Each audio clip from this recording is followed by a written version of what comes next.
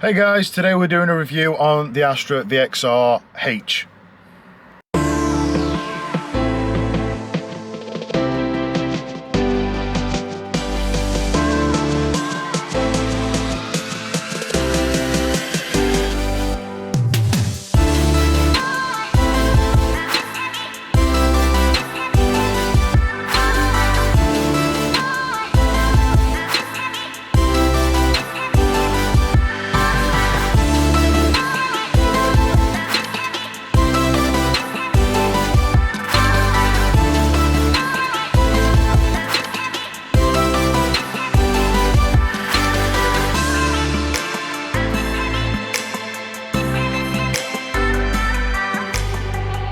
So most of you know I've got an Astra VXR H, which is 2005 to 2000 and something, not sure.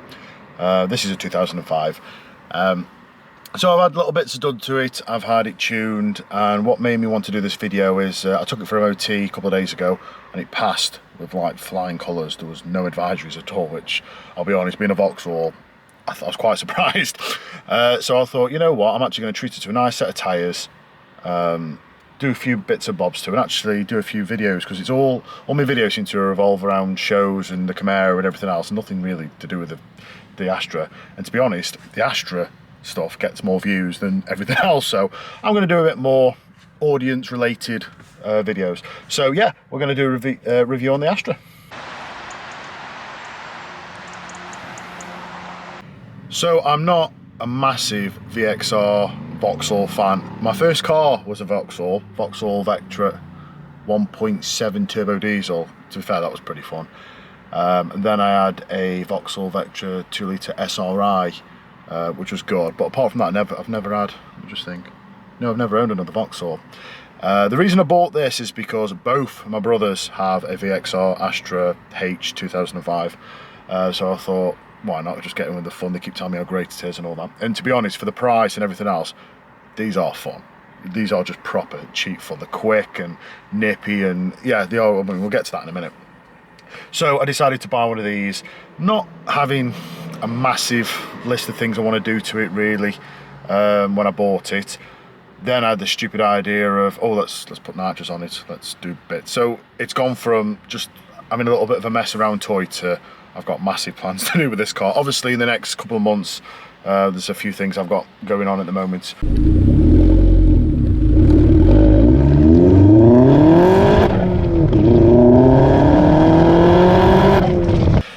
I've got brakes that I need to put on. I've got quite a few things I'm actually doing to this. Now it's turned into one of these cars that I wasn't really too keen on in the beginning, but now it's, yeah, they're growing on me. They are growing on me. So I'm going to do a review now. Okay, people are going to think it's biased because it is my Astra, but don't think I love these cars, because I don't love these cars. They're a good car, but this isn't the car. If there's a few cars stacked up, this would not be the first car I'd walk to. So before I do any outside sort of reviews and anything else, or engine or driving anything, I might as well do the interior. We're here now. Yeah, it's very basic, it's very plasticky. There's a bit of leather here and there and everything else, but again, you don't buy these cars to be Lamborghini interiors, and you know they've got to cut the cost somewhere, and it does look like a lot of this plasticky stuff is where they cut the cost, which, like I say, it's fine, it does its job, but you've got to sort of weigh it up between quality interior, quality running gear and engine, and how much you're going to pay for the product. So yeah, really, this doesn't really bother me, but it does seem very plastic. I mean, that's nice, you've got a glasses case. I never even noticed that until I've just pulled that. But normally where you have your handle, there's an actual place to put your glasses. Learn some every day, don't you? So when I bought this Astra, I didn't know it at the time, but it's a 888 tuned version. Now, what apparently that means is it's had uprated brakes, suspension, and anti-roll bar, and an engine tune. Apparently, I didn't know this at the time, and like I say, trying to find information off the internet, you get that many different opinions on things, it's really difficult to filter out things that people are making up and things that are actually happening. But either way, it's got a sticker on the inside of the door that says it's number 2 of I believe it's 100 or something like that. Which, yeah, it might be quite a rarish car, but I still don't know, and everyone I asked doesn't really know.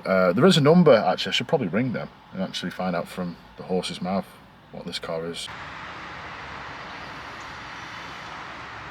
So with the interior, this being a 888 version, there is no difference at all between the interior of this and the others. Now, I've got a bit of an advantage because both my brothers have got VXRs, exactly the same. I think one of the brothers has got an Arctic edition, the other one's got a I don't actually know. I don't know much about it. The differences are, I've got a colour screen. I don't think the other two have. The other two have got a gloss piano black interior. I haven't. There's loads of little subtle differences. So yeah, difference. Oh, mine also isn't a push button start. Mine's a key start. So there are slightly different variations between the specs, but apparently they're all VXR, and that's just how they come. So the main thing that sets Astras apart from the VXR model is this button here, the VXR. When you press it once, it actually changes the map. So it's slightly more aggressive, better throttle response. It's very difficult to tell. And also, I've had this car mapped and retuned, so it does make it's slightly different, but not like, oh, look at this. It's not, it's not like a massive difference. The big difference is when you press and hold it and you turn the traction control off. Then it just becomes a really enjoyable car to play with, especially when the roads are damp like they are today. It gives you a chance to actually feel what the tyres are doing and how the car is actually handling, which reminds me, I've actually had a new set of tyres put on this car. During the MOT, they were slightly close, like very close to the limit, like close. So I've had a set of Pirelli P7s. Never heard of them. It's always been P0, but I was told these P7s quite good. So there's a bit of a review on these Pirelli P7 Centaurians, I think they're called, something like that. We'll have a look anyway now.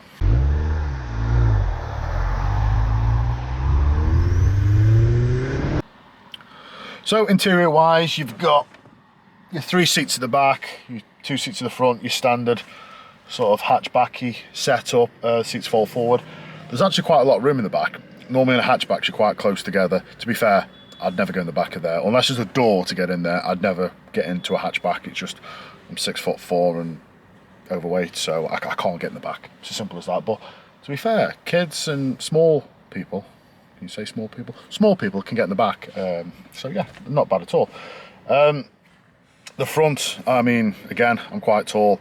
There's loads of room. These seats slide all the way back, and just plenty of room here for, just moving around.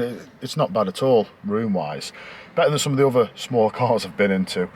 So yeah, I'm quite happy with how much, obviously fucking windows in the way, but how much room there is. So the stereo system in this model, I think they're a bit different than the others. There's no Bluetooth. There's 2 CD things. So one of them was probably for the sat nav. Both are empty, both are not working. CD doesn't work. The radio works, and I need to do something with that so I can actually start running my own music, because Signal 1 just Christmas songs, every other song Christmas song. Oh god, I'm not a Christmas person. One thing I do like, and I'm sure it's aftermarket because I don't think they come with this, is this boost gauge. Now I do like a boost gauge. I don't know why. It's very chavvy. It's very like Fast and Furious style. I really like it. I don't know why. Just seeing it bob up and down all over the place. So yeah, I do like that as a little touch. The rest of the things, like I say, everything is just, it's fine. They're all right. It's a decent car.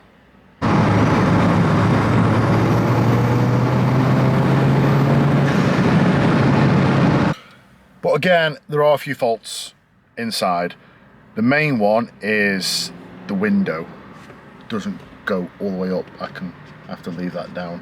Apparently the glass has jumped the other side. I've seen it and I can't quite get at it. I have to take all the door panel off, but the window has jumped to the other side of a runner, and now it goes up like this. So it goes up and then it comes all the way down.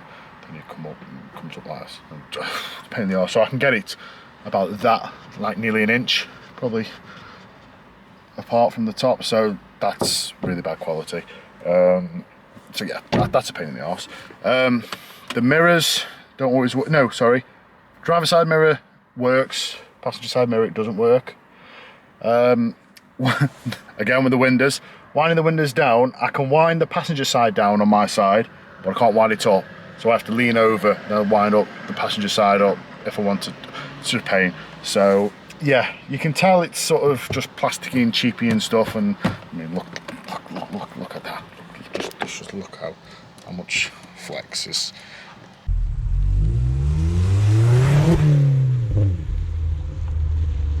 Right then, so straight off the bat, this VXR has been fitted, not by me, by the previous owner, a aftermarket clutch, stage 2 I think it says. I don't understand these different stages, but it's aggressive. It might as well be a button, a flip switch, a toggle where it's on or off. It's an absolute nightmare. When you're pulling off quick, you'll beat most things. It just grips, goes, brilliant. But it takes some getting used to, and like now, pulling off a set of lights, it's either going to throw me into the car in front or I'm going to stall it. So yeah, this is embarrassing. But yeah, say apart from the clutch, it's one of them. It'd be good if you could turn it on or off, but you can't. It's just always a racing clutch, which is one of them things. So once you get the hang of the clutch, it's fine, but for every day you're knocking back into commuting and around town, oh, it's a nightmare. Like now trying to get out of Stafford, just an absolute nightmare. But as soon as you're out on the road or if you're doing a bit of racing, oh, it's brilliant.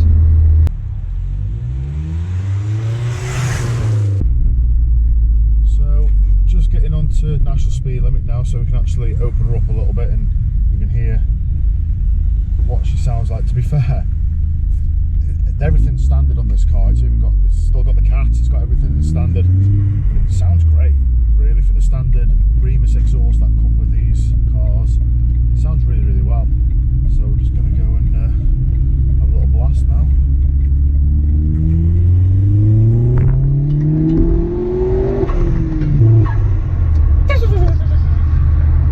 Oh, someone else pulled out in front of me.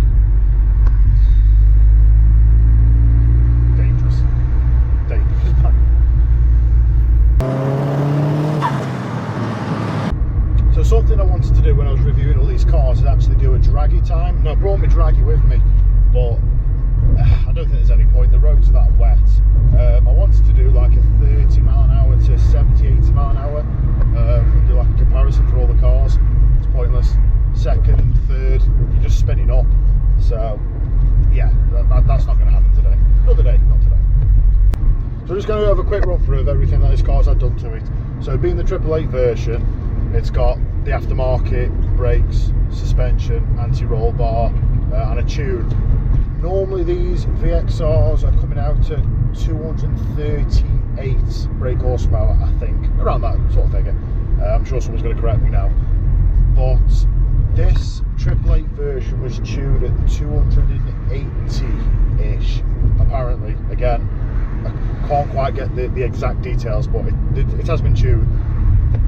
So I've actually taken it to be retuned again. My 0 to 60 performance, you've probably seen the video where they took the horrendous pop and bang map off and give it a tuning map of roughly around 305 brake horsepower. And yeah, it's quick. Don't get me wrong, it's quick. For a 2-litre turbo car, front wheel drive, it's fun. It's proper fun. It's not breathtakingly quick like some of the cars I've been in, but as in for a rippy up and down, yeah, it's good fun. Really good fun. The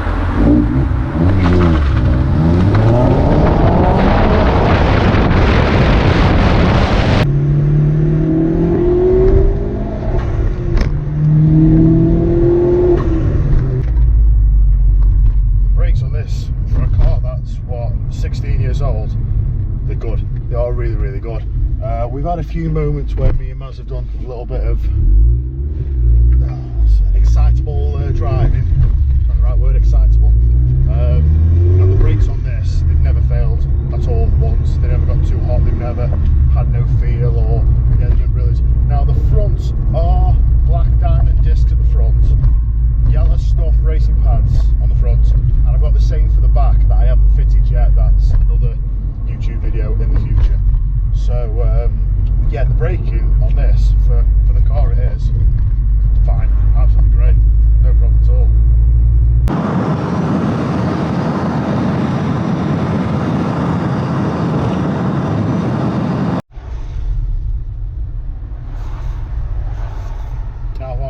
down, it won't go back up again.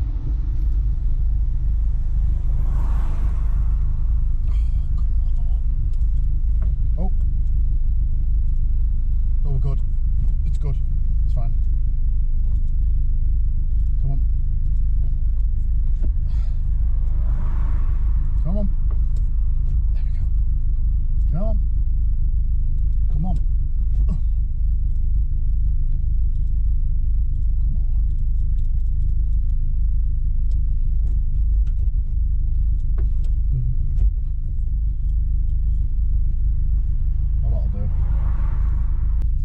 So, what's my opinion on the Astra VXR? I think it's great fun. It really is. For cheap fun, I mean, I say cheap, I think I paid $3,300 for this, which, yeah, to be fair, the same sort of cars, they're fetching a lot more money. So, yeah, it is cheap fun. It does everything okay. So, power-wise, it's alright.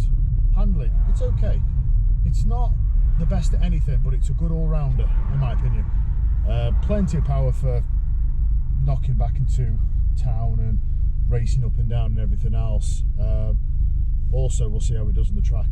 Spoiler alert, we're going on the track in 2 weeks' time, so another YouTube video. So yeah, we'll see how it performs, but to be fair, it's fun. There's nothing else really. It's childish fun. It's not refined, it's not something you want to live with every day, it's not something you'd want to go back into work, it's not something you want to take to your new girlfriend's parents' house, because they'll just turn around and say, no, you're not my daughter's type. But apart from anything else, it's cracking fun. I mean, we've just done 45 mile, we've used a quarter for tank of fuel, so that's like 20 quid gone in 40 mile, which, yeah, I know we've been driving a little bit erratic, but yeah, it drinks a lot. Actually, let's have a look. For fun, let's have a look how many miles to the gallon we're doing. We are doing 16. That's not too bad. That's not too bad at all, really. For spirited driving, yeah, that's fine. So overall, would I have one as my only car? No, definitely not. But as a car, for like a guilty pleasure to go out for a racing round and, you know, go and play with the lads and play on the track, and a car I wouldn't mind. If I crashed it, I wouldn't really mind that. You know, if I crashed my Evo, I'd be upset. If I crashed my Camaro, I'd be devastated. I wouldn't talk to anyone for years. But this, I'd probably laugh, get out, and then just leave it wherever it was, just leave it. So it's not like I don't care about this car, it's just, it's not the car that's really sort of, does that make sense?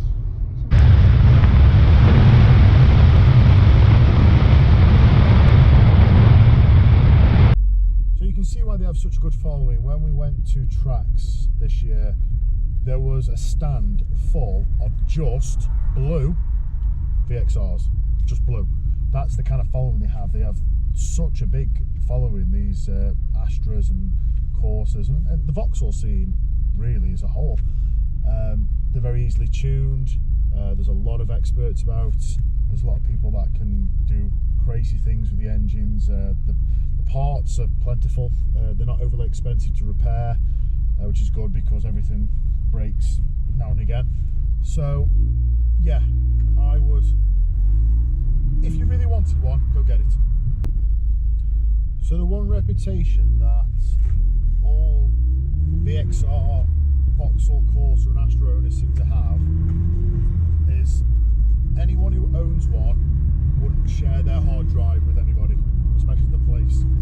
It's quite a well-known fact that if you own a car like a Corsa or an Astra, you're a nonce. Don't know why, where it come from, but that's always been the thing.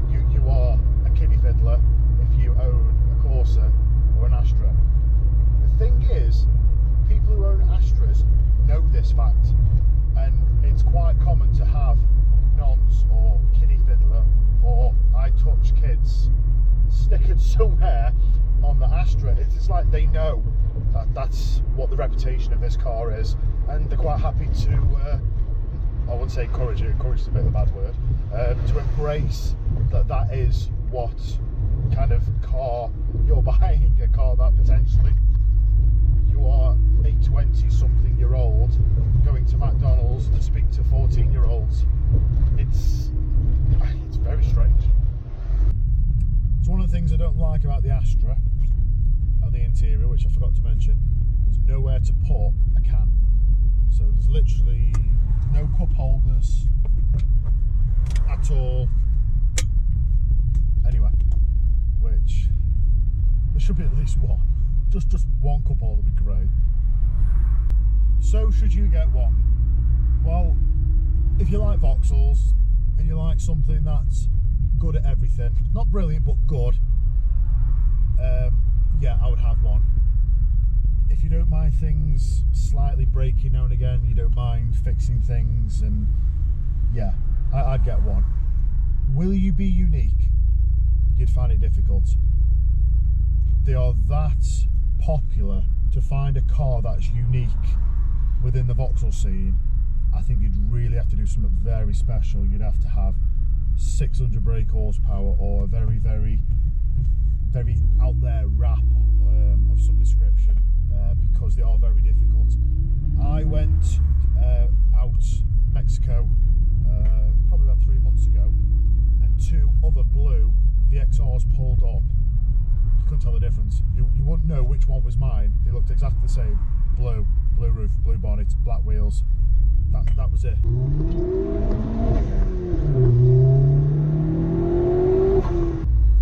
One thing I have noticed as well is every time I drive past a police car, they look. They look who's driving, and you see the heads go up like a meat cat, and they look, and you can see the bad reputation these cars have got, because they're just there looking and like, yeah, what are they up to? It's like, so the common problems with these cars, I've yet to have a problem with this car at all. No, tell lie, I've totally lied to you. There was a time when the fuse kept blowing on the ECU when it got bounced off the rev limiter. When hard launches hit the rev limiter, it blew a fuse for the ECU. So I've replaced the fuse, and it's done it a couple of times, and it stopped doing it now. So I don't quite know why that was, or I don't honestly know. But yeah, I have had one issue there. Obviously I've replaced the circulating valve that was sticking, so yeah, that was another issue, but they're only like little bits, nothing major. Now, big issues that I've sort of come across or heard about is the gearbox is apparently quite soft, quite easily to break, and Maz is having a problem with his gearbox at the minute. It's making all sorts of weird and wonderful noises, and he's already had it out once, so apparently the gearboxes don't like a real good kicking. Also the engines, apparently the engines are not as reliable, they leak, they blow, bottom ends go on them, they don't like massive amounts of power put through them. You've got to do so much forging and so much building to get a decent amount of power. I've been told 350 brake horsepower is probably the max you want to go to on standard internals, because again, they're not built to take the kind of punishment of over 350 brake horsepower. So yeah, you can get these to go really quick. I've raced a few really quick ones, and it can be done, but you've got to really put your money into the engine, a lot of money, a lot more money than I want to spend. This is why I'm going down the nitrous route, because I want to make 400 brake horsepower just once. Only once, I'll be fine then, I'll be happy with that. Obviously, hopefully recording it with a tracker to see what 400 brake horsepower feels like on one of these. But yeah, that's why I'm going down the nitrous route. So there you go guys, the Astra VXR H 2005 review. So hopefully next time you see this car or a video of this car, it'll be me putting nitrous on it, so can't wait for that. So thanks for watching, like, subscribe, comment below, the usual stuff, and I'll catch you in the next video.